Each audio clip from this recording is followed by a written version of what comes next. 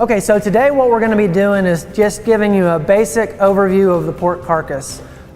If we take our pork carcass here, what you can see is that in the harvest process we remove all of the hair from the pork carcass and clean them up so that the outer skin, which remains on the carcass, is a perfectly clean, edible product. And then if we turn the carcass around, you can see that we remove all of the internal organs. And then one of the last things that we do on the harvest floor is to split the carcass right down the middle so that we make a right side and a left side. This is the right side. You can see that the carcass is hanging by the right hind limb. And then down here we have the right forelimb.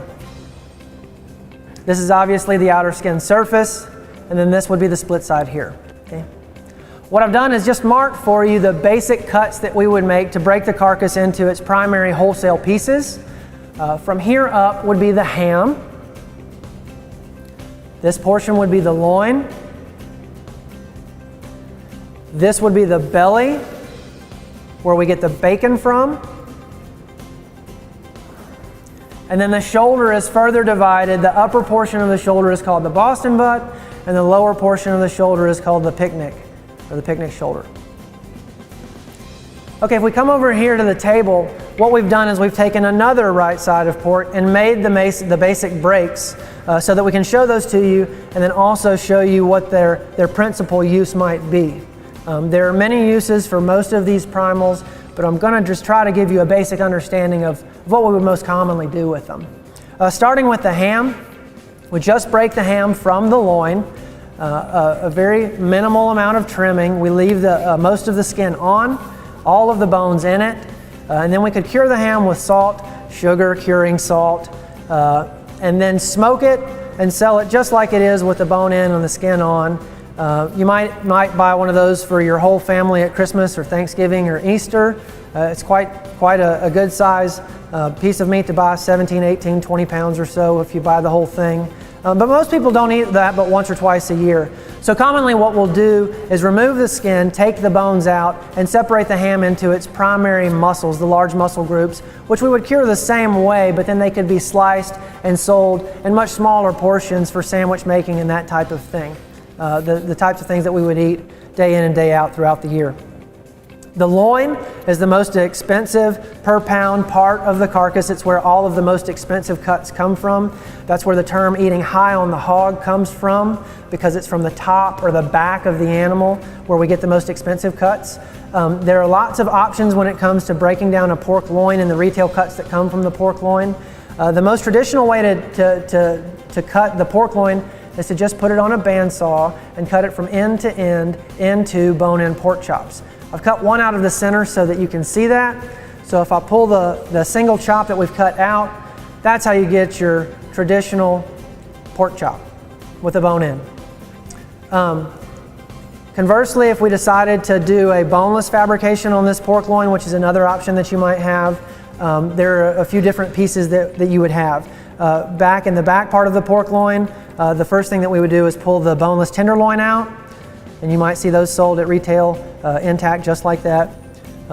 Quite often they're marinated and sold as flavored pork tenderloins. And then if we turn it over just a little bit here, you can see that if we took the boneless portion off of the top of the loin, that's where you get your boneless pork chop.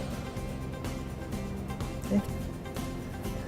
And if we move down to the belly, before we leave the loin here, I want to make the point that by taking the boneless top loin off and the tenderloin out, we would remove this portion of ribs from the pork loin, and that's where your baby back ribs would come from if you bought baby back ribs at the grocery store. So a portion of the ribs is left on the pork loin, and then a portion of the ribs is left in the belly when we break the loin from the belly.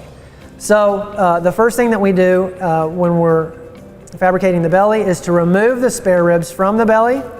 Okay, so the spare ribs lift straight out of the belly, and that's where your spare ribs come from that you would barbecue. You'd buy them at the store and barbecue. If we remove the lower portion of the spare ribs, that's where your St. Louis style ribs come from, which are the same thing. They're just easier to slice and serve. The belly itself, right here, like I said, is where we get our bacon from. It again would be cured with salt, sugar, curing salt, whatever, maple flavor, smoked and then sliced thin into bacon. The shoulder, like we said earlier, is broken into two main portions. The upper portion is the Boston butt, which you can buy just like that at retail with the bone in it. The whole roast could be smoked or cooked in an oven and shredded for barbecue. It could also be sliced and sold as pork shoulder steaks or blade steaks. The picnic shoulder, much like the ham, could be cured with the skin on and the bone in and sold as a smoked picnic shoulder, or you could remove the skin and the bone and use the boneless picnic shoulder for making sausage or other lean products. Just another quick point here. I left these pieces down at the bottom of the table. These are what we refer to as pork trimmings, okay? And all they are, they're not junk, they're not trash. I didn't pick them up off of the floor. They're just what's left when we square these pieces up. So I remove the belly, I square it up so that it's nice and uniform and ready for bacon manufacture. Same thing with the Boston butt, same thing with the ham. So each one of these pieces just missed being a Boston butt or a pork loin or a ham by 1/2 centimeter or what have you.